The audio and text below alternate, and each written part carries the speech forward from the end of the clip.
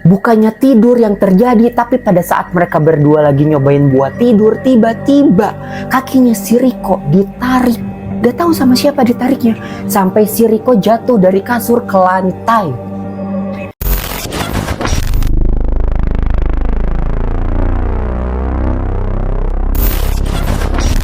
Assalamualaikum warahmatullahi wabarakatuh. Gua Dika Rahmana, balik lagi di Cerita Batur. Ya, yang keberapa ini nggak tahu, yang ke-6 kayaknya, ya lupa lagi. Nah, di Cerita Batur kali ini aku bakal bawain tentang seorang remaja, nggak remaja sih, seorang laki-laki yang udah kerja di salah satu minimarket di kota Bandung, berdua sama temennya diganggu sama penunggu kosan yang baru. Makanya kalau misalnya baru nginjek ke tempat baru, itu jangan pernah ngomong aneh-aneh. Dia diganggu tuh karena ngomong aneh-aneh, mulutnya nggak dijaga. Jadi aja diganggu sama si hantu nenek-nenek. Mau tahu langsung ceritanya? Sebelum lanjut ke Cerita Batur di kali ini, jangan lupa di share, di like, di komen, di subscribe si YouTube-nya ya. Terus kalau misalnya kalian mau ceritanya diceritain sama kita, sama gua, nah tinggal kirimin aja ceritanya ke alamat email yang ada di sini, ceritabatur@gmail.com. Gak usah lama-lama, langsung aja kita lanjut ke ceritanya ya. Cerita Batur. Mana? Nah,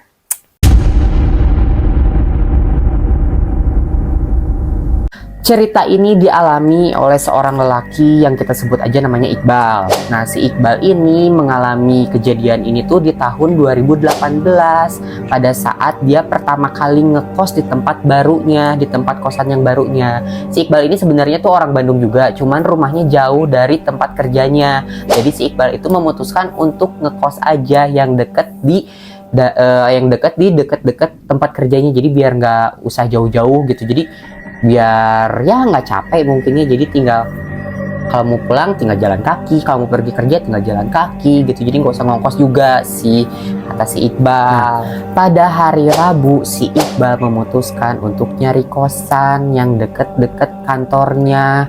Nah, si Iqbal ini kebetulan pulangnya agak siangan, gak terlalu larut malam. Kan biasanya si Iqbal tuh pulangnya jam 10 malam. Nah, kalau sekarang dia pulangnya jam 7 malam, jadi masih ada sisa waktu buat nyari kosan. Nah, si Iqbal nyari kosannya nggak sendiri, dia minta temenin sama temennya, temen kerjanya yang pulangnya juga sama jam 7 malam. Nah, si Iqbal tuh akhirnya minta temennya buat nganterin si Iqbal nyari kosan. Kita sebut aja si nama temennya itu Riko ya. Nah, akhirnya si Riko sama si Iqbal pun nyari kosan berdua di hari itu. Nyari kosannya itu nggak jauh-jauh, cuman ya sekitaran tempat kerjanya aja, karena emang kan mikirnya si Iqbal itu nggak usah jauh-jauh nyari kosannya, pinginnya yang deket-deket sama tempat kerjanya aja, biar biar nggak jauh. Kalau misalnya tetap jauh, ngapain ngekos gitu kan, mendingan di rumah aja, sama-sama aja gitu. Jadi nyari kosannya ya di daerah-daerah tempat kerjanya aja. Nah, nggak jauh dari situ si Iqbal sama si Riko nemuin kosan yang lumayan bagus. Nah, di tempat itu si Riko masuk aja sama si Iqbal ya buat ngeliat si kosan itu. Ternyata si kosan itu masih ada yang kosong, kata si penjaganya. Karena si Iqbal pas masuk itu nanyain ke penjaganya, masih ada yang kosong nggak ini kosannya, kata si Iqbal. Kata si penjaganya masih ada di lantai 2. Nah, kebetulan si kosannya itu ada 3 lantai. Nah, selain gede, terus juga si kosannya bagus, nyaman, dan juga selalu rame. Karena kan di situ juga ada mahasiswa, terus juga ada pekerja juga yang nempatin kosan di situ. Nah, si penjaga kosan pun nawarin ke si Iqbal sama si Riko, mau lihat nggak itu kamar yang di lantai 2-nya. Nah, si Iqbal pun langsung boleh deh, ngeliat aja dulu kamar yang di lantai 2-nya. Iqbal sama Riko sama penjaganya langsung aja pergi ke lantai 2 untuk lihat kamar yang di kosan itu. Pas udah di lantai 2, Iqbal sama Riko langsung ngeliat kamarnya. Nah, ternyata si kamarnya itu bagus banget, sesuai sama yang si Iqbal mau. di kamarnya itu udah ada kamar mandi dalam, terus juga udah ada lemari, udah ada kasurnya. Jadi si Iqbal tuh tinggal bawa baju aja, mikirnya si Iqbal kayak gitu. Nah, setelah udah lihat-lihat kamarnya kayak gimana gitu, udah rapi, udah nyaman kayak gitu, ngelihat kamarnya dengan detail, si Iqbal pun langsung nanyain harganya ke si penjaganya, worth it nggak di harga sama si kamarnya itu. Ternyata setelah dinego segala macam, harganya cocok sama si Iqbal, dan si Iqbal pun langsung memutuskan untuk pindah ke kamar itu di besok harinya. Nah, karena sudah larut malam, udah lumayan cukup malam, akhirnya si Iqbal pun sama si Riko pamit buat pulang dari kosan itu. Nah, pas si Iqbal sama si Riko berjalan pulang, pas turun tangga, si Riko ngeliat sesuatu, ada ruangan, salah satu ruangan di sebelah tangga yang pintunya ngebuka sedikit. Nah, si Riko ngeliat di dalam ruangan itu ada dupa, terus juga ada kemenyan yang lagi dibakar-bakar kayak gitu, terus juga ada bunga-bunga kayak sesajen kayak gitu. Si Riko heran dong ngelihat ruangan yang kayak gitu. Si Riko pun langsung nanya ke penjaganya, "Pak, itu ruangan apa? Kayak ruangan kok kayak gitu, maksudnya ada sesajen segala gitu," kata si Riko. Sebelum si penjaganya ngejawab, si Iqbal nyeletuk, "Itu kamar setan kali ya," kayak gitu sambil ketawa-ketawa. Nah, setelah si Iqbal ngomong kayak gitu, si penjaganya langsung menoleh ke mereka berdua dengan mimik muka yang marah, dengan bilang kayak gini si penjaganya, "Bus, di tempat baru jangan ngomong aneh-aneh, nanti kualat." gitu kata si penjaganya. Nah, si Iqbal sama si Riko ngedenger si penjaganya kayak gitu dengan muka yang agak marah, langsung diam. Nah, akhirnya si Iqbal sama si Riko langsunglah buru-buru keluar ke kosannya buat pulang dan langsung pamitan sama si penjaganya. Nah, akhirnya si Riko sama si Iqbal pulang. Singkat cerita, keesokan harinya si Iqbal sama si Riko akhirnya memutuskan untuk pindahan, dan si Iqbal pun ya tetap aja minta temenin sama si Riko karena kan cuman si Riko aja yang maksudnya yang mau nemenin si Iqbal. Nah, akhirnya si Iqbal sama si Riko pindahan aja sepulang kerja mereka. Nah, kebetulan kerja mereka pulangnya jam 10 malam, jadi pindahnya tuh jam 10 malam. Nah, sesampainya di kosan yang barunya, si Iqbal pun langsung beres-beres kamarnya sama si Riko. Nah, si Iqbal nggak bawa barang banyak, dia cuma bawa baju sama TV aja dari rumahnya, jadi nggak usah rapi-rapihin segala macam lah, cuman masukin si si baju aja ke lemarinya si yang baru itu, di kosan yang baru itu. Nah, tinggal ganti spray segala macam, beres-beres kayak gitu. Gak kerasa waktu udah nunjukin jam 1 malam karena si Riko sama si Iqbal belum makan pas sepulang kerja. Mereka itu ngerasa lapar jam segituan. Nah, akhirnya si Riko sama si Iqbal memutuskan untuk keluar mencari makan. Pas Iqbal sama Riko turun tangga, nah si Iqbal sama si Riko melihat ada seorang wanita paruh baya memakai kebaya alusuh, terus juga memakai rok rok samping ala-ala zaman dulu kayak gitu. Nah, masuk ke ruangan yang di sebelah tangga itu. Nah, si Riko sama si Iqbal langsung bertatap-tatapan, memikirkan hal yang sama dan menanyakan hal yang sama. Itu siapa gitu kan yang masuk ke ruangan tersebut? Pertanyaan mereka pun belum kejawab gitu kan, yang memikirkan kalau misalnya siapa itu yang wanita itu yang masuk ke ruangan tersebut. Tiba-tiba mereka berdua dikagetkan oleh si penjaga kosan yang tiba-tiba datang dan teriak langsung ke arah mereka. "Hei, ngapain di situ malam-malam sambil bengong?" Katanya ngeliatin ke arah ruangan itu, katanya gitu, kata si penjaganya. Nah, si Riko sama si Iqbal langsung ngomong, "Nggak ngeliatin kok Pak, kita lagi jalan aja ke bawah mau ke luar beli makanan." Dan si Riko sama si Iqbal pun langsung ngelewatin si penjaga kosannya aja, langsung pergi aja keluar untuk nyari makanan. Singkat cerita lagi, si Riko sama si Iqbal udah nyampe ke kosan lagi karena udah dari beli makanan itu udah nyampe aja ya. Nah, akhirnya si Riko sama si Iqbal pun makan berdua bersama gitu kan, makan karena capek kan, udah pindahan, udah kerja belum makan. Nah, akhirnya mereka pun makan aja di kosan yang barunya itu. Nah, karena waktu udah jam 3 pagi, si Riko yang tadinya mau pulang akhirnya nginep aja di kosan yang barunya si Iqbal karena karena ya mungkin udah kemalaman, takut di jalan ada kenapa-napa atau takut gimana-gimana gitu kan. Ya udah aja si Riko memutuskan untuk tidur di kamarnya si Iqbal. Pada saat lagi ngobrol, si Iqbal tiba-tiba ngedengar suara ketukan pintu dari arah depan pintu kamarnya. Nah, si Iqbal yang keheranan siapa yang ngetuk pintu malam-malam jam segini, langsung natap si Riko dan bertanya, "Lu denger gak ada suara ketukan pintu?" gitu kata si Iqbal. Nah, si Riko pun ngejawab, "Iya ada, siapa ya kira-kira malam-malam jam segini ngetuk pintu?" gitu kan. Karena si Iqbal penasaran, akhirnya si Iqbal pun ngebuka si pintu tersebut. Dan apa yang si Iqbal lihat? Di depan matanya si Iqbal ngelihat ada sosok nenek-nenek yang menyeramkan. Nenek-nenek itu berambut putih panjang, mukanya rusak, keriput, pucet segala macam, pakai baju kebaya lusuh sama samping yang ala-ala zaman dulu.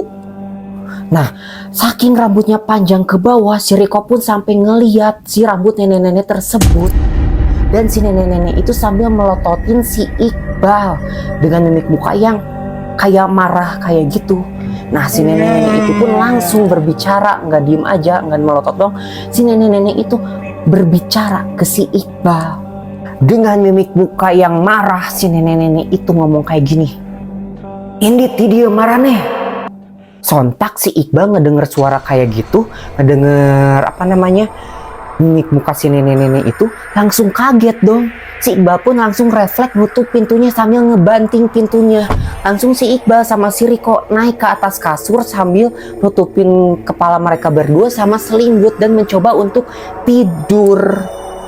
Bukannya tidur yang terjadi, tapi pada saat mereka berdua lagi nyobain buat tidur, tiba-tiba kakinya si Riko ditarik. Gak tahu sama siapa ditariknya, sampai si Riko jatuh dari kasur ke lantai. Nah, sontak si Riko karena ada yang narik kakinya, dia pun langsung kaget kan, langsung bangun dan si Riko langsung pergi keluar, ngebuka pintu, langsung pergi keluar, kabur, nyari pertolongan, nyari si penjaga kosan. Otomatis si Iqbal ditinggalin dong sama si Riko yang kabur, tinggal si Iqbal yang sendirian di kosan. Nah, ini part yang paling ini merinding banget gimana ya, part yang paling menegangkan menurut gue dan paling menakutkan. Karena apa? Karena pada saat si Iqbal sadar kalau si Riko udah nggak ada di kosannya, akhirnya si Iqbal pun langsung mau kabur juga. Pas si Iqbal kabur berdiri dari tempat tidurnya, si Iqbal ngeliat apa lagi coba? Si Iqbal ngeliat ada si sosok nenek tersebut di depannya sambil nari-nari. Lagi nari-nari kayak gini. Serem gak? Serem banget gak sih? Karena si Iqbal ngeliat ada di depan matanya ada sosok nenek-nenek sambil menari, sambil melototin si Iqbal. Akhirnya si Iqbal pun jatuh pingsan karena kaget ngeliat si sosok tersebut. Singkat cerita, akhirnya si Iqbal udah sadar. Nah, pada saat si Iqbal udah sadar, si Iqbal ngeliat ke sekelilingnya banyak banget orang. Di situ ada penjaga kosan, terus juga ada ada si Riko, ada tetangga kosannya. Kenapa pada ngumpul di sini? Kata si Iqbal nanya ke si Riko. Si Riko pun akhirnya ngejelasin kalau si Iqbal itu bukannya pingsan, tapi si Iqbal itu ternyata kesurupan. Yang si Riko lihat, si Iqbal itu lagi nari-nari di depan kamarnya. Nah, abis kayak gitu sambil nari-nari, si Iqbal mau naik ke pagar. Nah, si Riko langsung ngelihat si Iqbal mau naik ke pagar, langsung berteriak dong si Riko, "Hei Iqbal, turun!" gitu. Nah, ngedengar kericuhan yang ada di luar, akhirnya tetangga-tetangga kosannya keluar untuk nyari tahu ada apa. Nah, ternyata pas tetangga-tetangga kosannya keluar, ngeliatlah si Iqbal lagi kesurupan dan akhirnya ya ditolongin lah sama si tetangga-tetangga kosannya. Nah, akhirnya akhirnya si Riko pun ngebawa si penjaga kosan buat naik ke atas, dan ternyata si penjaga kosan itu bisa ngebantuin buat ngusirin si nenek tersebut dari tubuhnya si Iqbal. Jadi si penjaga kosan tuh bisa nyembuhin yang lagi kesurupan lah kayak gitu ya. Nah, pada saat situasi udah tenang, akhirnya si penjaga kosan pun ngejelasin ke si Riko sama ke si Iqbal kenapa kejadian ini bisa terjadi. Nah, kejadian ini terjadi karena si Iqbal sama si Riko itu udah nggak sopan di awal dia datang ke sini, dan si nenek-nenek itu keganggu sama kedatangan mereka berdua. Karena si Riko udah nggak sopan ngeliat ruangan tersebut yang seharusnya nggak boleh dilihat. Nah, si Iqbal udah ngomong sompral kalau misalnya si kamar tersebut itu kamar setan. Nah, dulu juga sempat kejadian si penghuni kosan di sini sempat kesurupan masalah kayak gitu, karena ternyata si nenek-nenek itu udah lama udah ada di sini sebelum kosan ini dibangun. Nah, karena kosan ini dibangun, jadi si nenek-nenek itu tuh ngerasa keganggu gitu kalau rumahnya tuh udah di obrak-abrik gitulah kayaknya. Nah, akhirnya si pemilik kosan itu ngedatangin orang pinter. Nah, akhirnya sama si orang pinter itu si kosan ini tuh kayak bukan dibersihin kayak gitu, kayak didoa-doain ya kayak gitulah. Nah, si orang pinter itu negosiasi sama si nenek tersebut, karena si nenek tersebut nggak bisa diusir. Karena apa? Karena dia tuh udah lama banget gitu nempatin si ruangan tersebut, bukan ruangan sih ya tempat itulah pokoknya yang sebelum dibangun sama si kosan ini gitu. Nah, akhirnya si nenek tersebut minta di salah satu ruangan gitu dibuatkan ruangan buat si nenek, khusus buat si nenek itu. Nah, akhirnya si pemilik kosan buatinlah ruangan yang khusus buat si nenek itu, yaitu ruangan yang si Riko lihat yang di sebelah tangga itu. Nah, dari situ si nenek itu udah nggak pernah ngeganggu lagi sampai kedua orang itu datang, si Riko sama si Iqbal. Baru si nenek itu ngeganggu lagi, dan ngeganggunya cuma ke mereka berdua doang sih, karena mereka berdua doang yang udah gak sopan gitu ya kan. Pada akhirnya setelah kejadian itu si Riko udah gak mau lagi tidur di kosannya si Iqbal. Ya mungkin dia trauma kali ya, tapi kalau misalnya sama si Iqbalnya, si Iqbal masih tetap ngekos di situ, cuman dia lebih ngejaga sikapnya, lebih sopan lagi, lebih ramah lagi, nggak jahil, nggak sompral, nggak kayak gimana di kosan itu tetap. Nah, si nenek itu pun juga udah nggak pernah ngeganggu lagi kosan tersebut. Jadi si Iqbal sekarang udah ya lebih nyaman lagi tinggal di kosan yang barunya. Nah, makanya kalau nggak mau diganggu, kalau misalnya nggak mau diapa-apain gitu ya, kalau setiap ke tempat yang baru itu kita tuh harus sopan, nggak boleh macam-macam, nggak boleh sompral, nggak boleh kayak gimana-gimana, karena kan kita nggak tahu ya ada siapa di situ atau misalnya ada apa di situ gitu kan. Nah, itulah cerita dari si Iqbal yang digangguin sama sosok hantu nenek tua di kosannya yang baru. Gimana menurut kalian? Yang merinding yang bagian mana? Kalau gua sih ya, yang merinding tuh yang bagian ngelihat si neneknya lagi nari. Itu nggak kebayang banget sih. Nggak kebayang banget. Nah, jangan lupa video ini di-share, cerita ini di-share ke teman kalian yang suka sama horor ya. Terus juga jangan lupa YouTube-nya di-subscribe, di-like, sama di-komen juga. Nah, saran-saran kalian buat cerita selanjutnya kayak gimana tinggal di komen aja.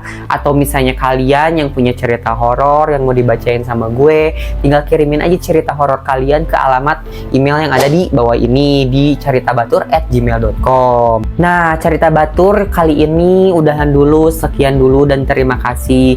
Jangan lupa tungguin cerita batur di minggu depan. Ya, dadah.